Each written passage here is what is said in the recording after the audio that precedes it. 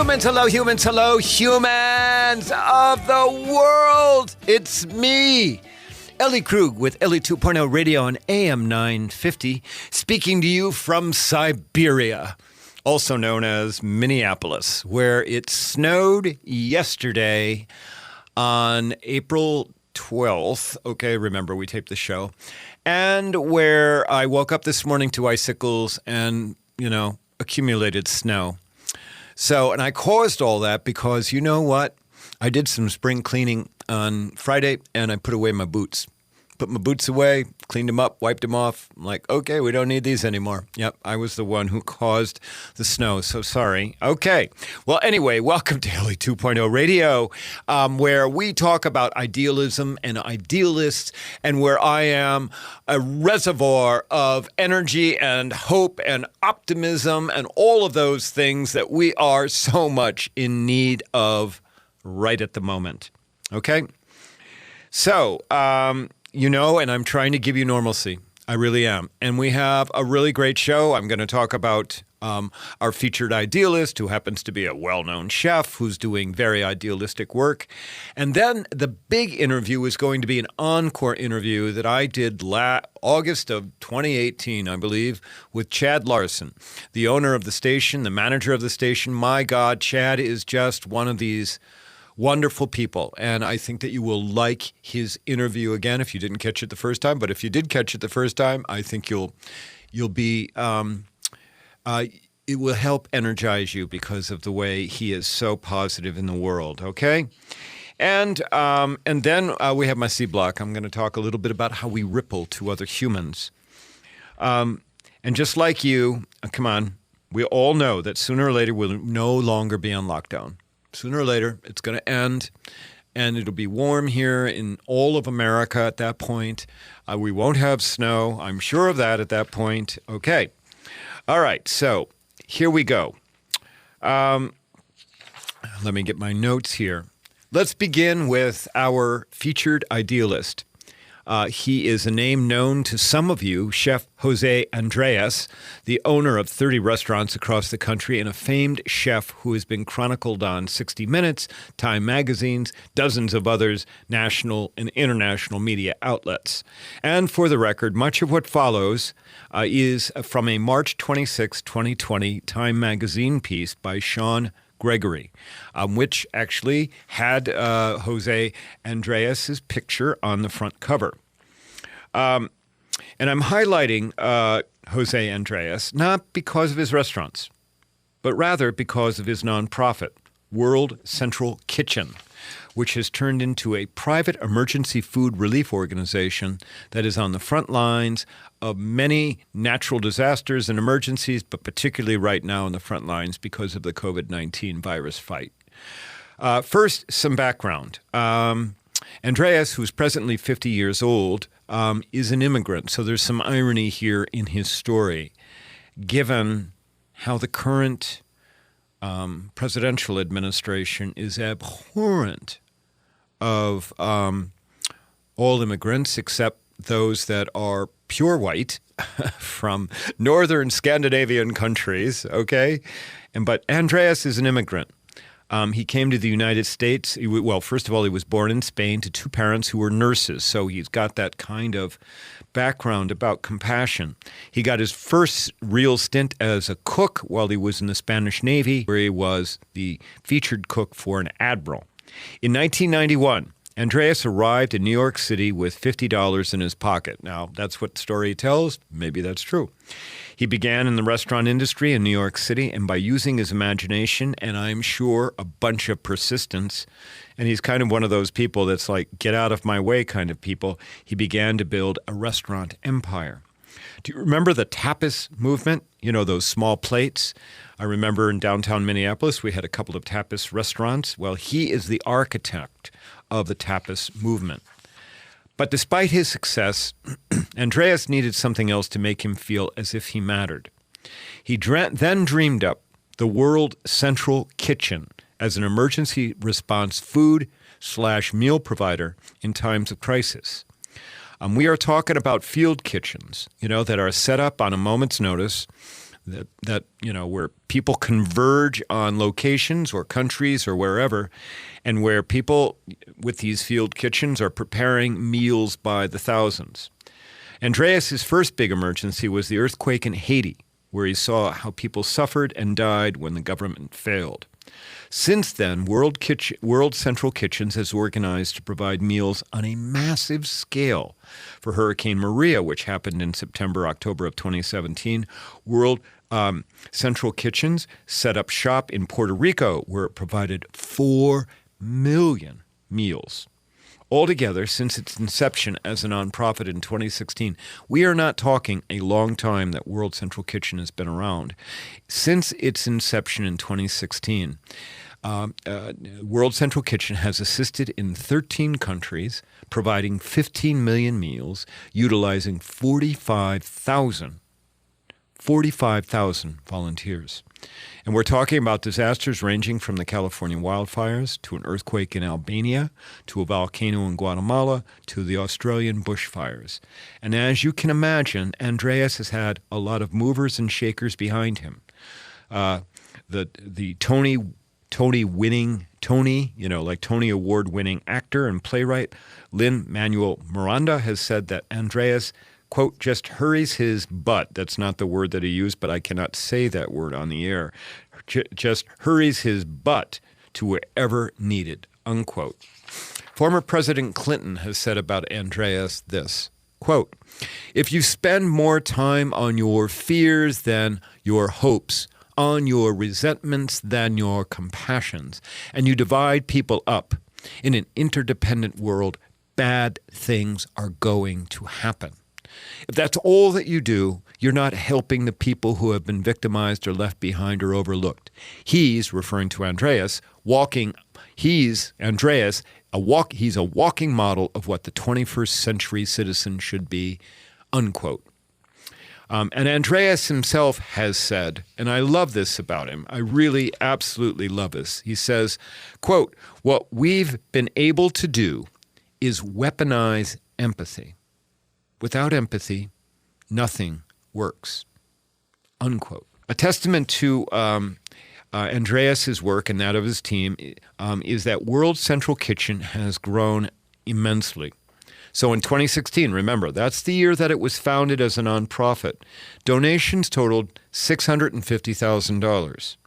Just 3 years later, this is 2019, donations and grants totaled $28 million, of which $19 million came from just individual donors. I'm formerly a nonprofit executive director. Some of you listening right now are from the nonprofit world. You know, going from $650,000 to $28 million in 3 years, that is unheard of. That is, as I said, astronomical. And it is proof of how valuable the idea is of a portable emergency relief kitchen just showing up. Yes, it's by the private sector, wonderfully, because we're seeing right now in the midst of the pandemic in the United States that the governmental sector, not the states are doing wonderful. Governor Walz, thank you. You and Lieutenant Governor Flanagan are just wonderful, okay? But we are seeing that the federal government cannot do squat. We are. And so World Central Kitchen is an example of what happens when idealists get together, when idealists decide we're going to make a difference in the world and we're going to show up. And that is the thing that people, we latch on to that because it's a great idea. The big takeaway path, of course, is the irony, as I said earlier. An immigrant who might not have been admitted to America in 2020, okay, Andreas, launches a nonprofit to feed people in a way that the U.S. government wouldn't be able to do today. Think about that irony. Think about how many Andreases that we've lost, that we've refused admission to, that we've because of the xenophobia, racism, intolerance of some people in leadership. Think of how many idealists we've kept out. So, and here's a final quote from Andreas. This is what he said. Quote, "We will be there to cover the blind spots that the system will have. You cannot expect in a crisis like this," referring to the virus, "that the government will cover everything, that the super big NGOs, non-governmental organizations, will cover everything. We've already been the first ones in the front lines, and I have a feeling we'll be the last ones leaving the front lines.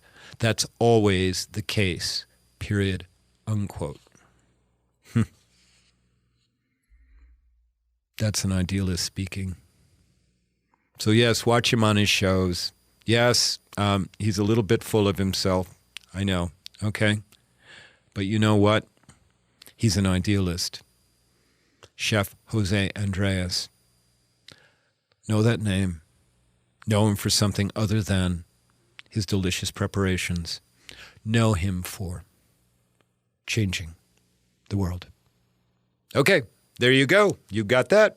Block A in. You're listening to me, Ellie Krug, on Ellie 2.0 Radio on AM 950. If you like what you hear, visit my website at elliekrug.com.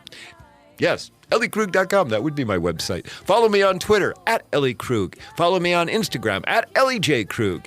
And I would love to hear from you. Email me at elliejkrug@gmail.com. We'll be back in a minute for Chad Larson's big interview. Thanks. Did you know there's deconstruction funding available now for homeowners and contractors in Hennepin County? If you are embarking on a remodel or teardown this year, consider hiring Better Futures Minnesota's deconstruction crews instead of demolition. By taking a house or building apart by hand instead of destroying it with heavy equipment, the materials can be reused or recycled instead of going into the landfill. It is much more cost-effective and is a carbon-neutral solution. Go to betterfuturesminnesota.com and look under Business Services to learn more. Brending Electrolysis on Grand Avenue in St. Paul has been a leader in permanent hair removal for people of all skin types and backgrounds for over 30 years, celebrating diversity and priding themselves on finding the right treatment plan for each client's individual needs, regardless of race or gender. Services include electrolysis, body waxing, facials, microneedling, and permanent makeup. Book your 60-minute complimentary consultation, including a 15-minute treatment today for beautiful, lasting results. Visit brendingelectrolysis.com.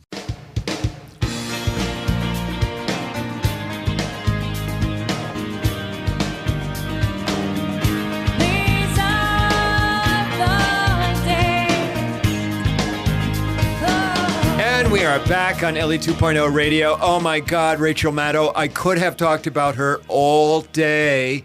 I'm just going to tell you that. I know you picked up that I am just really such a fan.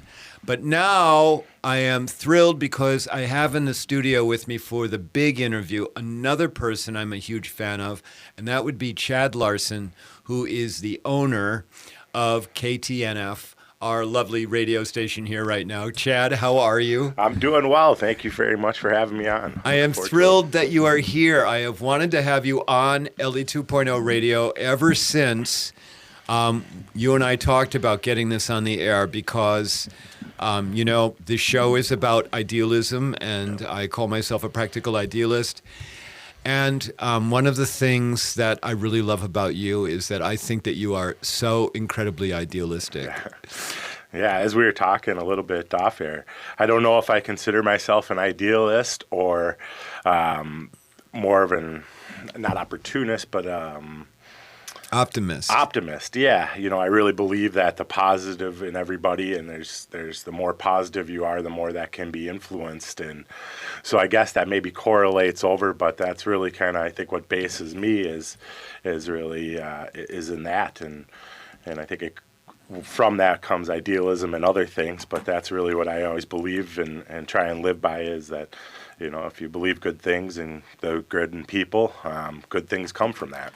Well, and I'm going to come back to that good in everyone thing in a second, but let's, you don't get behind the mic very often. No, I don't. And so I know that I have a relatively rare opportunity to really get you to talk. And I know, this station has so many loyal listeners, and they have so many people that just really believe in the mission of the station. Yeah.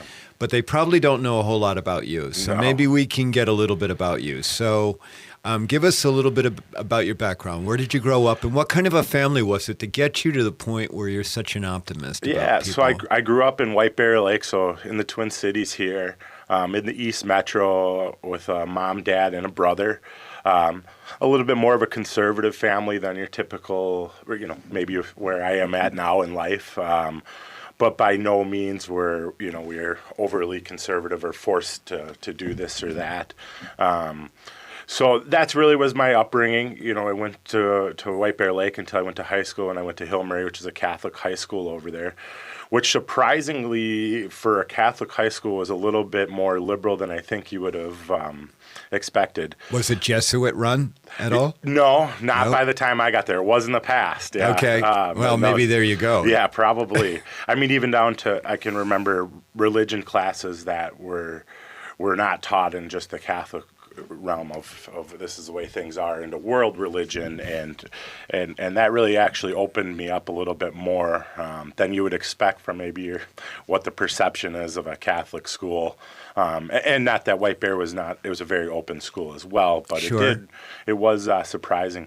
And then from there, I went to university and played football in college, and that was really an eye-opening experience for me, because you saw people from all walks of life. For my workout partner that was from the Iron Range and, didn't have traditional heat in their house and heated his house with wood stoves, to my friend that lived across the hall that played with us that was from the south side of Chicago. And so it really was a melting pot, and that really opened my eyes up to the fact that the more experience you have, and it breaks down all the stereotypes, Right. and that really shaped me. I think more to the person I am today was the experiences of having some diversity around me, more than anything else. I mean, obviously, I had very good parents and grandparents and family that influenced me, and Janet and Bill, which I'd like to talk about all of them, as we go on. But that experience, and not just football, but being in diverse places has really helped. Well, I have a saying that human familiarity is the pathway through all the crap. Yeah. I mean, I really believe just getting to know people, we so easily other people, but once we just.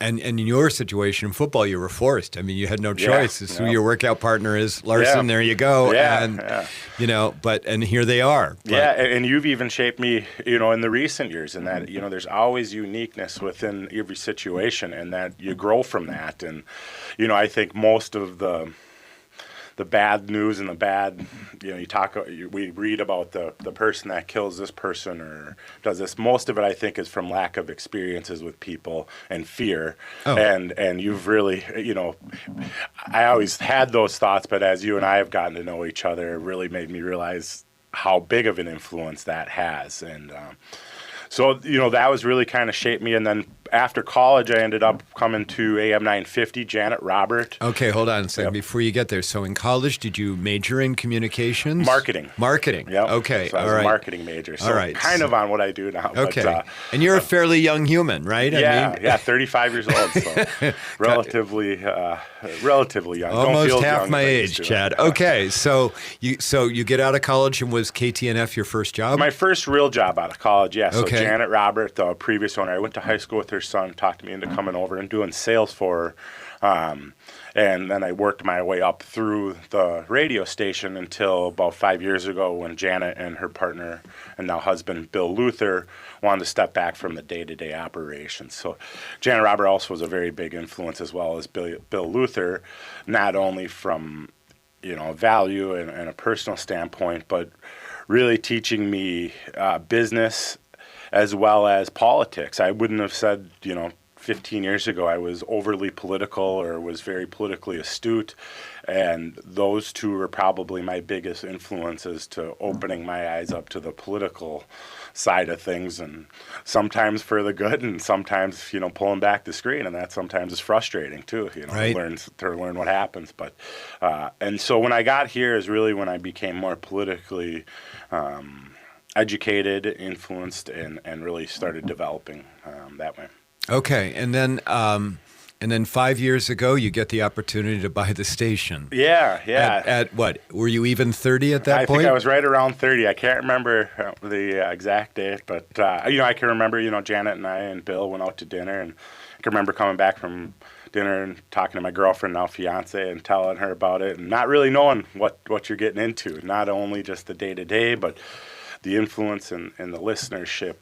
The listeners are really what drive us here. If you haven't, I'm sure you've realized that pretty quick. Absolutely. And we're so fortunate to have such great listeners. But with that's a responsibility to deliver to those listeners. And, I don't quite think I knew what I got into. I understood the business side a lot more, I think, than I did that side of things. And it's been a learning experience, but, I think a pretty positive one from that.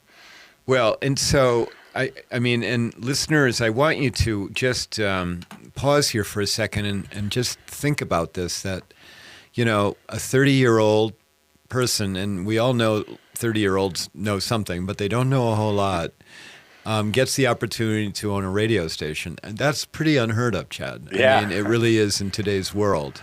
Yeah, there was a lot of trust from Bill and Janet that I could do it. I also was very fortunate and we still have a lot of the staff around here, that it wasn't a big jump on the staff or changing operations, and I think that made it a lot easier for me, and specifically maybe at a younger age, to be able to transition into that, because it was people here and very much the business was set up, and that's really what Janet and Bill, I think, why they wanted and were willing to move on, was that they had gotten it to a place where it was a lot more sustainable than some of the early years, where I know, it was a struggle to start, and there's a lot of growing pains through those years, and I was a part of some of those, and I'm lucky that I've got to learn from them and not have to have some of their growing pains, They're probably my biggest influences, and I'm fortunate that they left the business and the personnel in place that made it. Although I think about all the stuff that we've gone through, that it's always a challenge, but ultimately I don't think it was anything that was much different than what we already did here, and just trying to evolve and improve, and it doesn't seem like all that hard when I look back on it, but there's obviously days that are better and worse, and we get through it. Well, running a business in any sector is not easy, okay? And certainly this business, as I've gotten to know it, has some really very unique challenges to it. It's hard, in part, to connect with people over the air when they can't see you, and we're a very visual society, and and sometimes we have challenges where your team members sound like a dude but really are a chick. So we have that issue going as well. But as you've heard me say from day one, I know that is something that you feel strongly about, but I think that's the learning experience that anybody and everybody that listens gets the opportunity to change their perspective immediately. Wow. And so, although I'm sure, I know from us talking, that's not exactly the voice you would want over the air right now. I truly believe, as you've heard me say how many times to you, that's an opportunity every day to change a perspective of somebody. Well, thank you. I appreciate that, Chad. So when we come back, I want to talk more about this thing about seeing the good in everyone and what you're trying to do with this station. Listeners, we've been speaking to Chad Larson, the owner of KTNF. You're on Ellie 2.0. When we come back from our break, we'll talk more with Chad and continue on with the show. Thanks. This is Ellie Krug from Ellie 2.0 Radio on Mondays from 7 to 8 a.m. Many listeners know that I founded Human Inspiration Works, LLC, which trains on human inclusivity and on how to be welcoming to diverse humans. Today, organizations of all sizes find that they need to train team members on diversity and inclusion. I can do that. Many say that my trainings change the way they see the world. I'd love to help make your organization more welcoming. For more information, go to humaninspirationworks.com. Thank you. Hi, Alex of Better Futures, Minnesota. Does your business or organization need janitorial services, lawn care, or snow services? Obtain a free, no-obligation estimate from Better Futures Minnesota when you mention that you heard about us on AM 950. Our supervised, hardworking, and affordable crews will handle your interior and exterior building and property maintenance needs while you help men in your community transform their lives and walk on a positive path to success. It's a win-win. To learn more, go to betterfuturesminnesota.com under Business Services.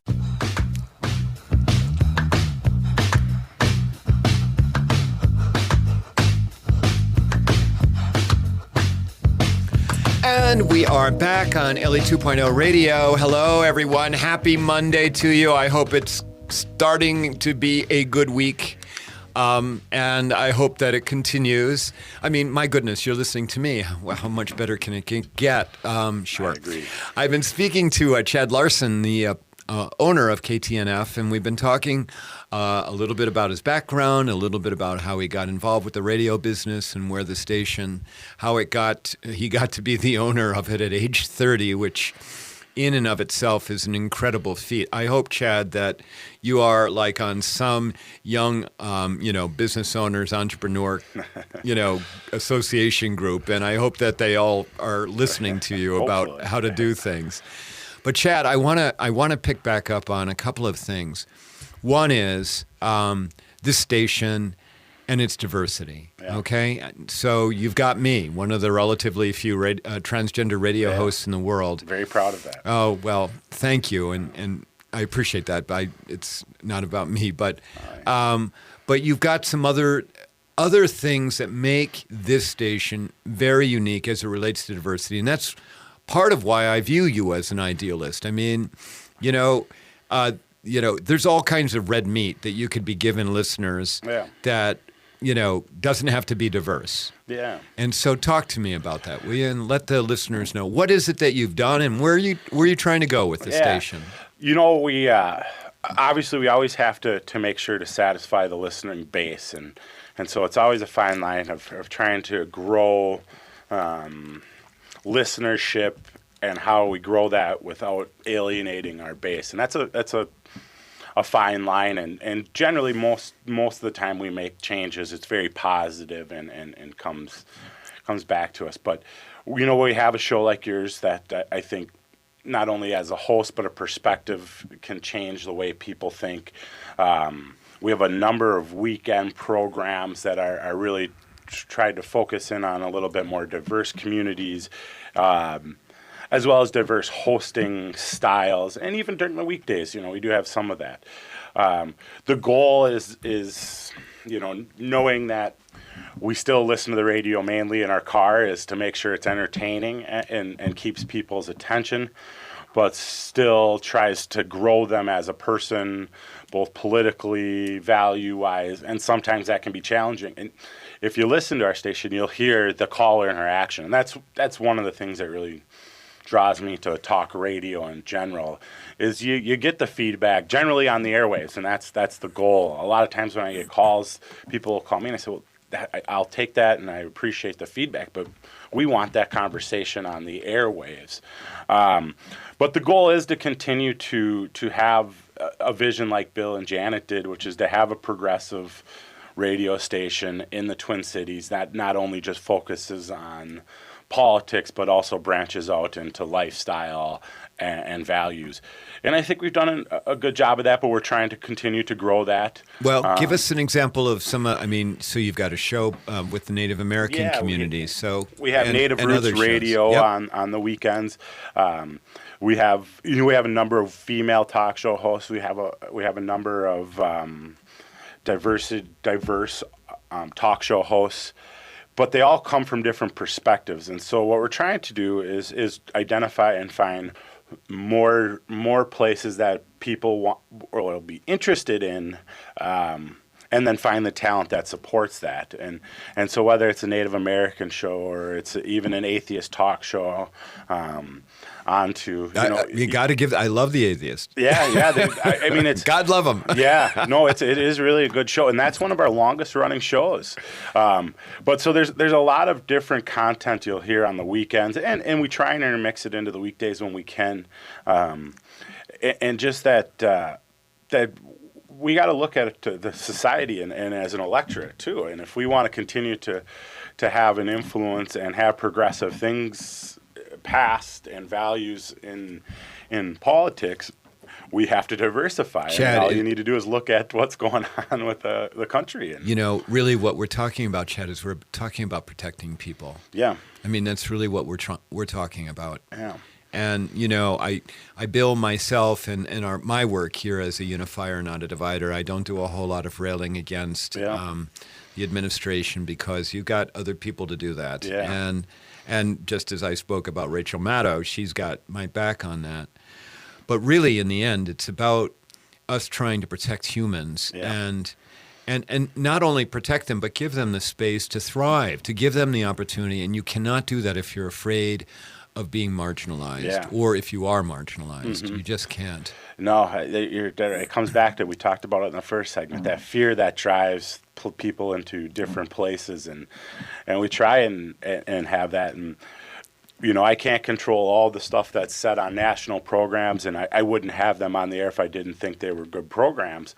But I don't love when we name call or characterize things and generalize, because I think we can make mistakes and goes against some of the values of the station. And so that's something I try and work with hosts on locally, and so does Brett, our engineer and producer. Brett's wonderful. Actually, the whole team here is wonderful. I just love them all. It's something I consciously try and challenge our hosts to say, you know, is there a different way to look at that that's not just, you know, blame it on the Republicans or a negative approach to it. And like I said, it's not something that we can always control, but I think it is something to be conscious about as hosts and as a station. Well, but none of this is easy. I mean, you're running a radio station. I mean, it really literally is herding cats. There's no question about it. You've got a lot of different personalities. You got, you know, some that are kind of, you know, really more difficult to deal with than others, you know, and it's all just, you know, I mean, that goes with life, with, you know, any team that you have. And, but you're doing such a good job of it. That's the thing I want to say. I mean, Chad, you're just so laid back, and you're inspirational in many ways. So, you know, I will relate to the audience the first time I met you, and when we got together, we even had this huge miscommunication, because I said, meet me at Caribou, and you met me at one. You were at one Caribou, and I was at a different Caribou. A couple of them downtown in the Skyway. Yeah, in the Skyway, and on like both sides of one building, which is easy to say. Yep. But what struck me about you was that you were just so earnest and genuine, and I think that that's really what strikes me is how authentic you are, and it makes me, another authentic human, you know, want to work with you. Thank you. Because when I see that, and then you have always cultivated in me, Ellie, just show up, just be who you are, which of course is about the only way I would do it, and frankly the only way I can do it, because I'm not good enough to pull off a persona. But this optimism that you have about the goodness in other people, I want you to just talk about, how do you sustain that in today's world? Well, you know, I think for better or worse, it's led me to have opportunities. And because I've always believed that, you know, if you're positive and you stay upbeat and you believe good things will happen, good things happen. And that generally means believing in people, that the good will come out of them. You know, when you touched on, I tell you to show up because I knew your personality was there. It's kind of funny as I'm sitting behind getting interviewed by you, I'm nervous to do that and to be that same thing I tell you to be. So it's not something that comes easy on the airwaves, and I think it's something that people should appreciate what you do. But it is something that's really shaped my whole life, and I think, you know, growing up, I had parents that were optimistic, and you know, my mother would tell me I should have been married and started a family younger, and I always said, well, I'd like to be more stable, and then she goes, well, that's not how life happens. And she goes, you know, you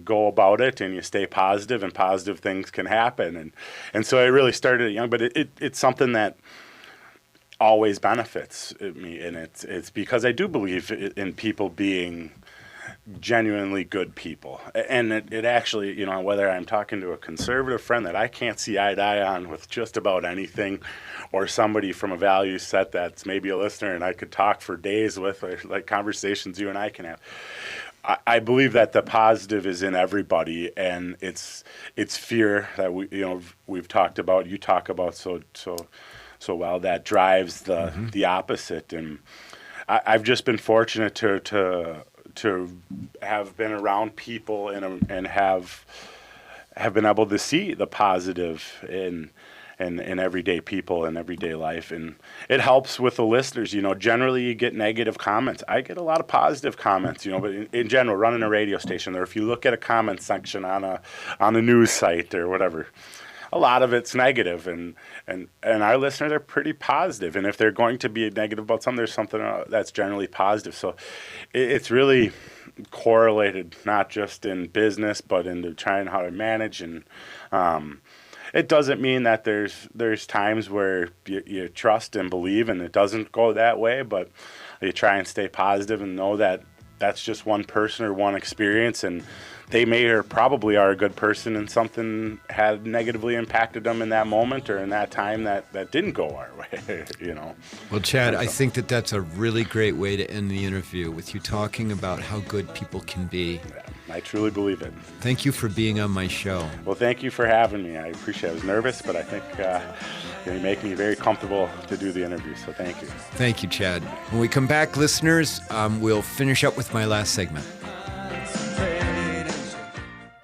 Brending Electrolysis on Grand Avenue in St. Paul has been a leader in permanent hair removal for people of all skin types and backgrounds for over 30 years, celebrating diversity and priding themselves on finding the right treatment plan for each client's individual needs, regardless of race or gender. Services include electrolysis, body waxing, facials, microneedling, and permanent makeup. Book your 60-minute complimentary consultation, including a 15-minute treatment today, for beautiful, lasting results. Visit brendingelectrolysis.com. If you're looking to save money on your home or building improvement project, check out Better Futures Minnesota's reuse retail warehouse in South Minneapolis. We carry salvage building materials such as cabinetry, flooring, plumbing fixtures, appliances, lighting, and more, saving you money and saving the planet by keeping these items out of the landfill, by giving them another life. Selections change daily, and we also take donations. Go to betterfuturesminnesota.com and look under Reuse Warehouse to learn more. Let us know AM 950 sent you.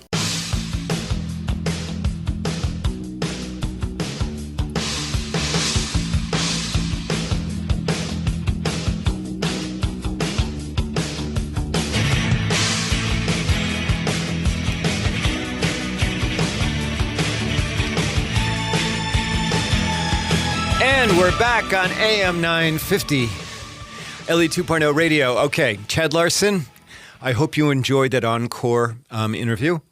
I've just got to tell you, I love that man. I do. Chad Larson is one of the kindest, hearted, just most decent people you're going to come across. And I am just honored that he leads this station. And I'm certainly honored that he allows me to show up every week with this show. So there you go. All right, we're in my C block right now, where I talk about my work as an idealist. And you know this every week I talk about it, that my real work is trainings or talks where I'm standing in front of audiences, where I'm trying to touch them, trying to move them the way that they think about things. Of course, I haven't been able to do that for a while, but I have switched to online. And later this week, I'm going to be doing a big online training, Overcoming Othering, on Thursday the 23rd. I will report after that about how that training went. I have to master a little bit of Zoom technology, and I'm a little nervous about that because, I've never taken a computer course or anything like that. So, but I'm getting help from some people, and we'll see how it goes. But now I just want to talk about rippling to others, okay? Whether or not you're an idealist, whether or not you intend, humans always ripple to each other. What you do, what you say, how you show up. These are all things that other humans see and hear. Humans that are in your life, humans maybe want to be in your life. And the rippling can be good, like someone who's a helper to others. You give your children a pathway. They see how it's possible to go and help others, how it's possible to go and use compassion. And from many of our idealists that I interview here, you remember when I have live interviews, I'm asking, what made you an idealist? And I'm always asking somebody that. And often, what we're hearing is somebody saying, well, it was my parent or my grandparent. They went and they did this, or they would go and volunteer all the time, and, or they would talk to us about the need to have compassion for other people. So obviously that's rippling from one person to another. On the other hand, if you are mean or you treat people poorly, that also ripples to other humans as well. Now, let me just park the idea of rippling for a moment, okay, and shift to something about me. Those of you who have read my book, Getting to Ellen, you know that I have 2 adopted daughters. Both were born in Korea. I love my daughters greatly, and they're, one is going to turn 30 in a couple of days, and the other is just turned 28. But on top of that, I'm also a mentor to a number of young women. These are young, dynamic women. One is an artist, and the daughter of my best friend. She's actually, I consider her my niece, okay? But she's very dear to me. Another is a lawyer. And then the third of these dynamic women was my first administrative assistant when I ran my nonprofit, Call for Justice. And we're going to call her Jay. Jay is now a clinical social worker and a therapist. All 3 of these women that I just referred to, I call my third daughters. I do. They know it. I've said that to them. I've said to each one of them, they are a third daughter. And I have been in touch with each of them during the virus, during this shutdown.